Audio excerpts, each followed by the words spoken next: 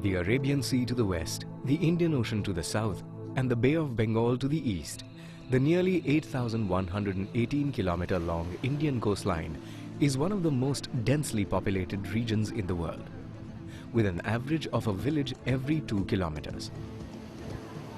It supports almost 30% of India's population and is home to an estimated 4 million marine fisher folk that derive their livelihoods from the sea. India is the 7th largest marine fishing nation in the world, with an approximate production of a whopping 3.78 million tons. Not only does India's traditional fisheries contribute significantly to food security, it provides direct employment to a large self-sustaining community. These figures paint a rather favorable picture of our fishermen. Yet, the reality may present a contradictory image, harsh and unfair at times. The traditional fishing community has always struggled against natural and human threats to their coastal habitats. And now, the question of how far global climate change is going to impact them is being raised. How and to what extent will these areas be able to retain their residential and economic value in the years to come? The answers may well be explored within the views and perceptions of the coastal fishing communities. With their traditional knowledge of the sea, fine-tuned over centuries, the fishers can provide key insights to understanding the dynamics of coastal landforms and impact of climate change on it.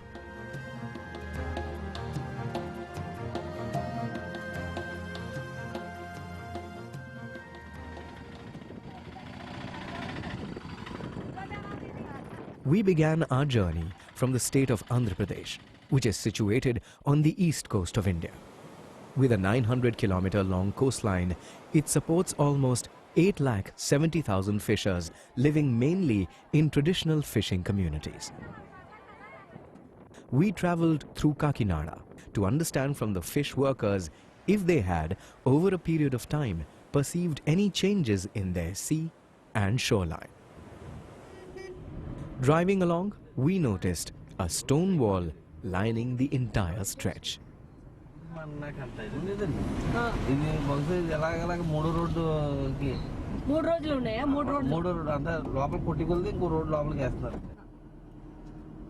We were surprised to find boats moored on the roadside like cars. Where were the beaches? We stopped to speak to a group of fish workers working on a small patch of sand.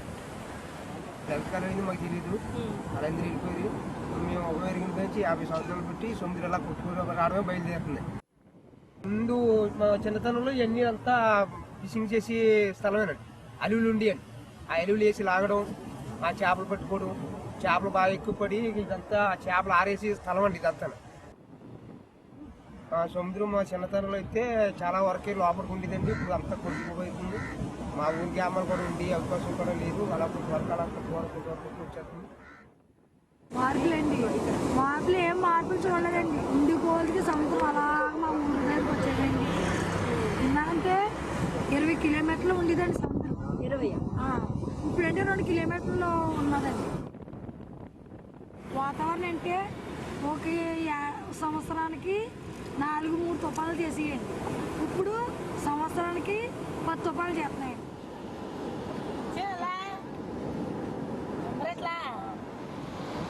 గతంలో చేపలండి ఈ చేపలండి ఒకటండి. అంటే అప్పుడు చేపల వేటలో మాకు ఎక్కువ చేపలు పడేయండి.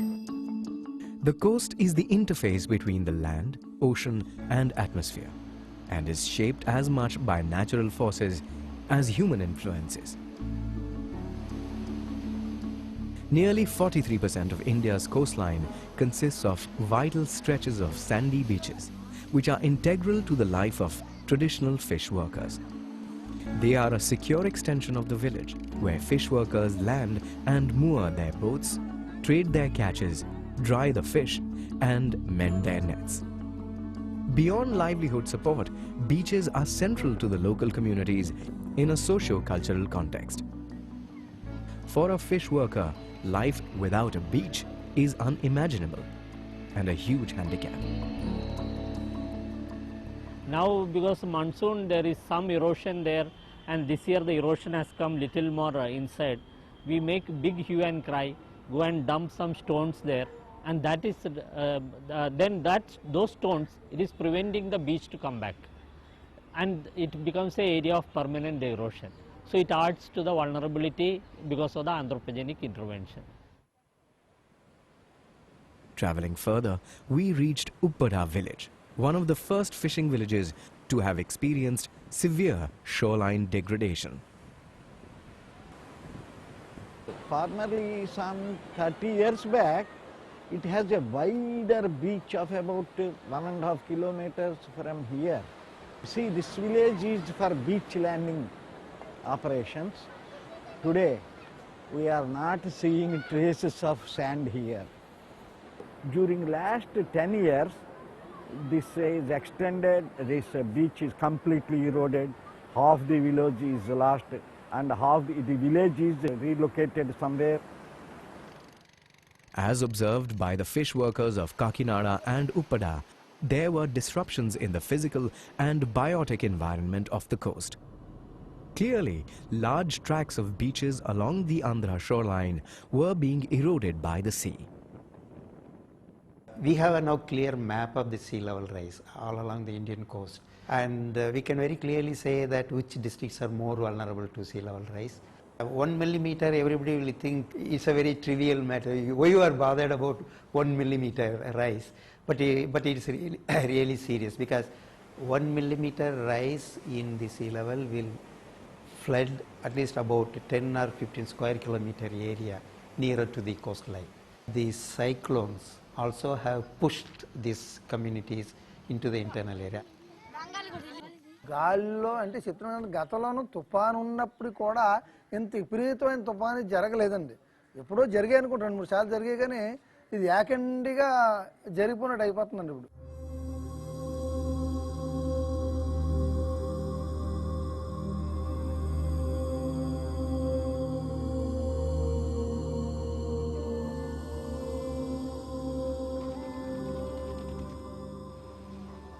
Researchers around the world are seeking answers to the question of how rapidly and to what extent climate change will impact our seas. Studies indicate a 40% loss of ice cover since the 1980s due to increase in global temperatures.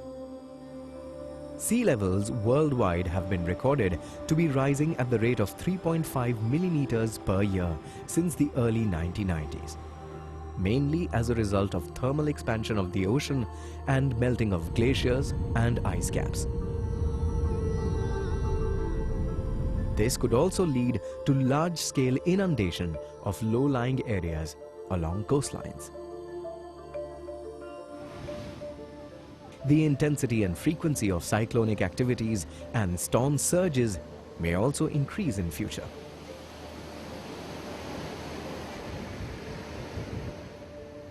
An India country study published by the Ministry of Environment and Forests in 1995 projected that a 1 meter sea level rise could put as many as 7.1 million people at risk of displacement.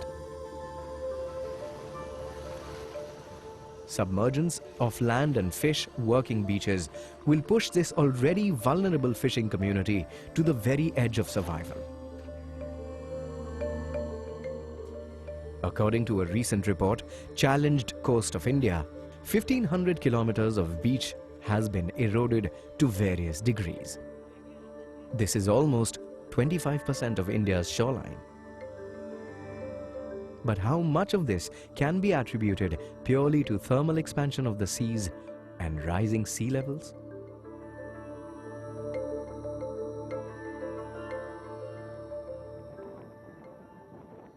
We at Pondicherry have been documenting the change of the shoreline along the Pondicherry and neighboring Tamil Nadu coast.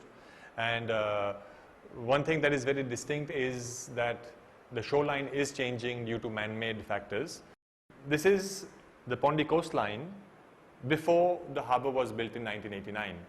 So when we build a structure across the path of this flowing sand, then we are blocking the sand on one side of the harbor, and we are preventing it from, reaching the other side of the harbor. And there is no replenishment and renewal of sand. The erosion does not know boundaries. The erosion does not know that it has to stop at the Pondicherry boundary and that cannot go on into the neighboring state. Our studies show that the erosion has been happening at more than 1 meter per day. Just in Pondicherry, which has a coastline of 24 kilometers. If Pondicherry is losing coastline at the rate of 1 meter a day, one can imagine the extent of land that is being lost all along the Indian coastline. This translates into entire communities of people who have lost their homes and livelihoods due to man-made intrusion on their space.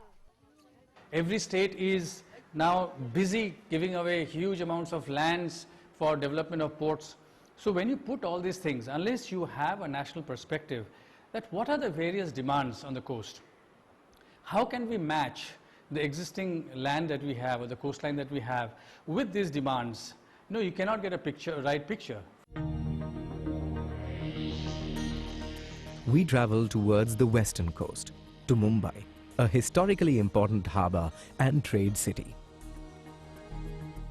Mumbai is a metropolis under immense pressure from its large and diverse population that requires space for settlement and other resources.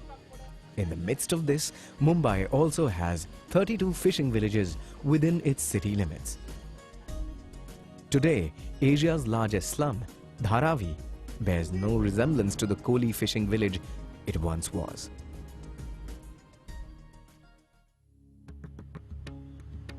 The fishing community of Mumbai has been pushed to the fringe with their traditional domain engulfed by real estate invasion, pollution, and shrinking work areas. And now, there is the added threat of climate change impacts.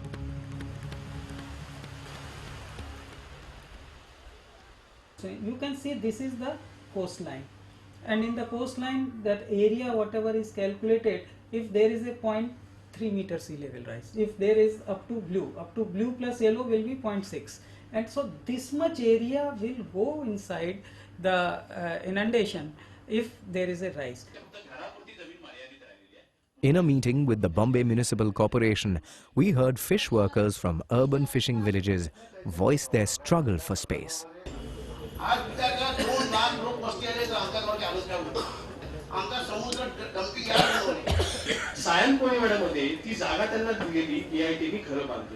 कालांतराने त्याच्या बाजूचा जो होता plot तो शिक्षण अधिपत्याखाली होता म्हणजे शैक्षणिक कारणासाठी तिथे काही जागा होती आमच्या धंद्यामधला ते बेदखल करतायत आमच्या जागा लागतायत आणि बेकायदेशीर बांधकाम करून सीलजोडी आमच्यावरतीच करतायत आम्ही विकासाच्या विरोधात नाही आहे पण विकास करताना आम्हाला विश्वासात घेतले काय.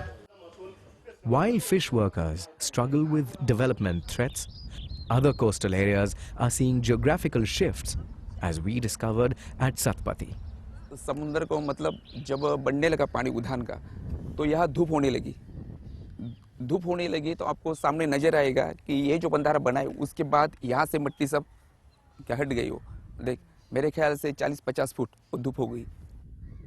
जून से लेकर अगस्त सितंबर तक वो डायरेक्शन बदल जाता है. ये ऐसे होता है. यह होने से क्या है यहाँ की मिट्टी जो धूप होती है यहाँ से मतलब जाके वो खाड़ी में घुस जाती है.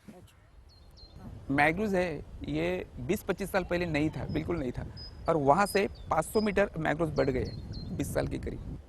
There is a natural as well as man-made sediment flow due to the various reasons which affects the coastline changes. यहाँ पे बहुत फिश ड्राई होती थी, लेकिन ये इरोजन की वजह से सब समुद्र के अंदर ये मिट्टी बह गई, तो फिर ये पूरा खुला पड़ गया है. और अभी नेक्स्ट ये स्टेप आएगा कि ये पूरे घर भी इसमें बह जाएंगे.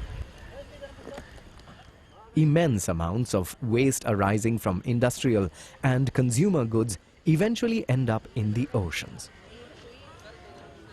Nearly 250 million people in India live close to coastal areas and together dump almost 5.5 billion litres of wastewater into the sea every day. making the scale of pollution of our coastal ecosystems daunting. मुंबईमध्ये समज कचरा सर्व घाण टाकतात समुद्र किनारी municipality वाले ते घाण सगळी समुद्राने वाहून येते आणि आमच्या जाळ्यांना त्रास होते एवढी बोट एवढा कचरा येतो पुरा दिवस जातो कचरा काढायला ते 3-4 नेट ऐसा लगाते हैं पानी में तो इतना मच्छी आता है ये रात भर जाली मारते मारते अभी कल का मच्छी ये पूरा काला हो गया है मच्छी ये झींगा है देखो कैसा है खराब हो गया है झींगा कल का खराब हो गया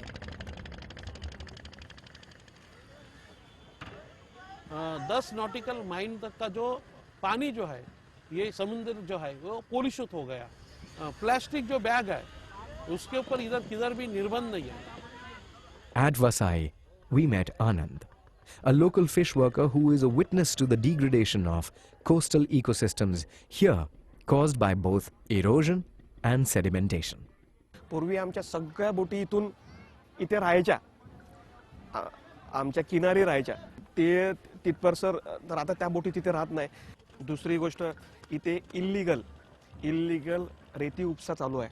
समुद्राची पातळी वाढल्या कारणाने ते पण एक रिझन आहे सँड इरोजनसाठी. परंतु आता जागाच नाही राहिली त्याच्यामुळे फिश ड्राय करण्यासाठी आमच्याजवळ जागा नाही आहेत. याच्यानी खूप म्हणजे आमची लोक पण आमच्या बाया लोकांना व्यवसाय काय राहिलेला नाहीये. In the regular rhythm of traditional fish working, once the fish catch comes in, the bulk of the buying and selling from the beach to the harbour is handled by the women of the community. Forming a key link in the fisheries economy, they are virtually the backbone of fishing families, ensuring that money comes in whether the menfolk have brought in a good catch or not. मछली समुद्र के किनारे जब आती है landing centre पे तभी से सब काम महिलाओं का रहता है.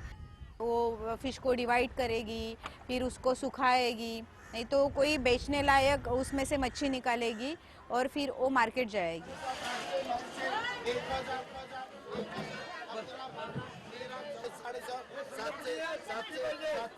म्हणजे आता समुद्र जरा का आणि गदल पाणी नाही मच्छी नाही येत ते आमचे मुलाबालांना आणि काही झालं तब्येत ये जाईल परिमाण कशी हवेपासून आणि मच्छर एखादी याच्यावर आमदार संरक्षण काहीच नाही करत इकडे.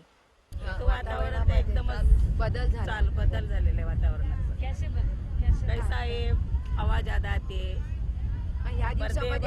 बारिश के जैसा भी होता है. उनका एजुकेशन कम होने की वजह से उनको क्लाइमेट चेंज ये वर्ड भी कभी सुना नहीं है. वो सिर्फ इतना बोलेगी कि अभी हमने मच्छी सुखाने को डाला था बारिश आ गई.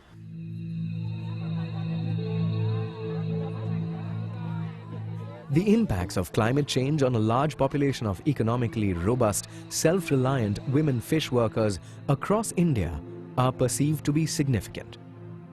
This will be an irretrievable loss in multiple contexts, be it linked to resource, gender, livelihood, economy, or basic individual identity and security. A loss that is seldom factored at the government policy level. बहुतेक मच्छी कमीच आहे समुद्रात. कधी आता जवळ जवळ लहान बोटी घेतल्या त्यांना मच्छी नाही मिळत ते लोक घरी बसल्यात.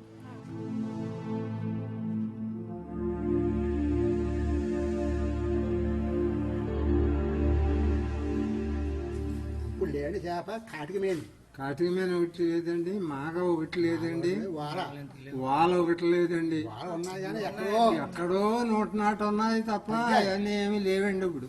So many fishes have either vanished or depleted. Overfishing and chemical pollution of the oceans has led to over 3/4 of all global marine fish species to fall below or on the brink of falling below sustainable levels.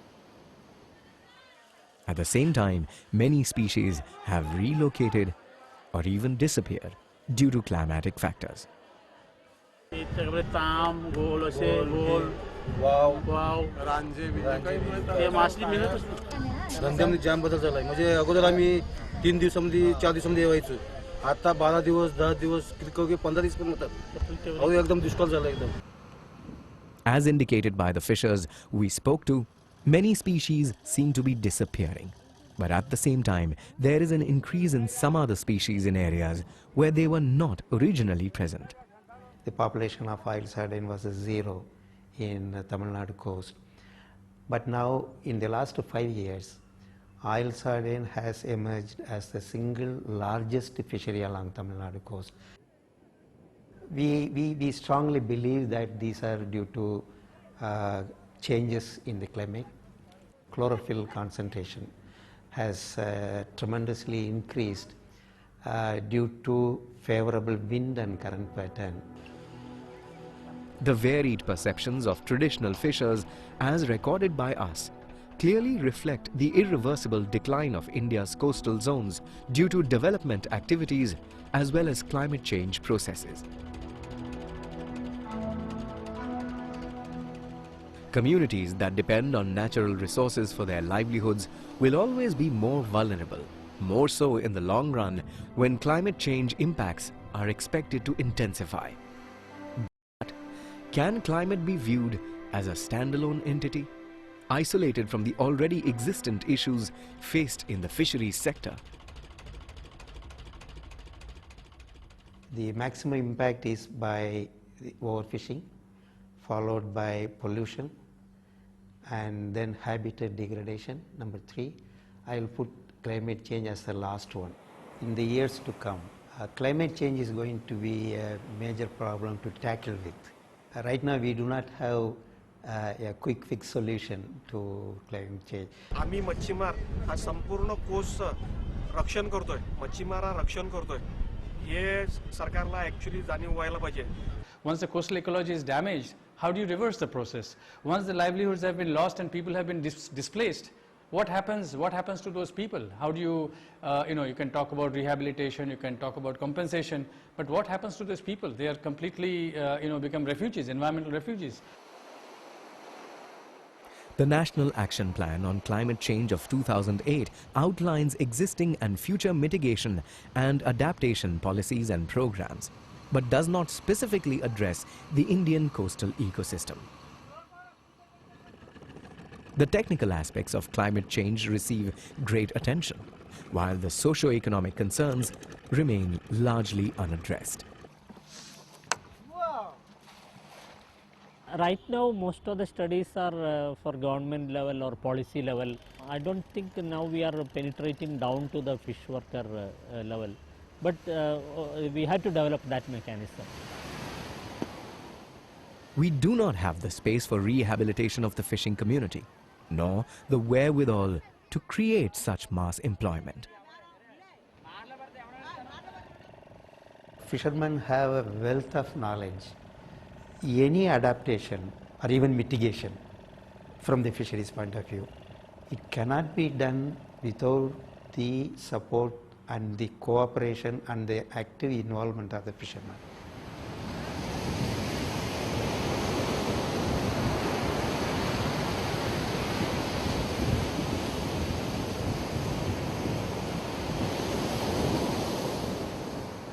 आमचं ते हवामान बघून आम्हाला समजते. हवामान बघितलं याला निघालं ना का वादळ निघालं काय निघालं आम्हाला समजते बरोबर. ते काय असं वारा निघेल काय ढग निघतील असं काय होतं. मग पाणी उत्सव लाटा उठा लागतील त्याच्या समजा का वादळ निघणार आहे.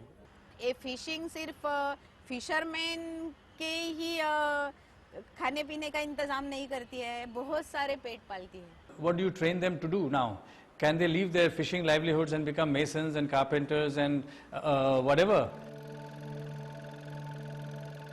आता याच्या नंतरची पिढी काय करणार ते मोठी परिस्थिती आहे.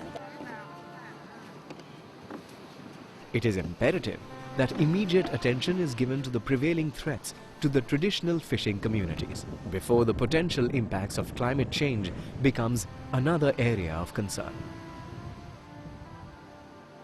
In addition to overfishing, pollution, habitat degradation, and competing interest on coasts from industries, ports and all, Climate change or variability events like inundation will exacerbate the vulnerability of small-scale fishing communities of India's coastline.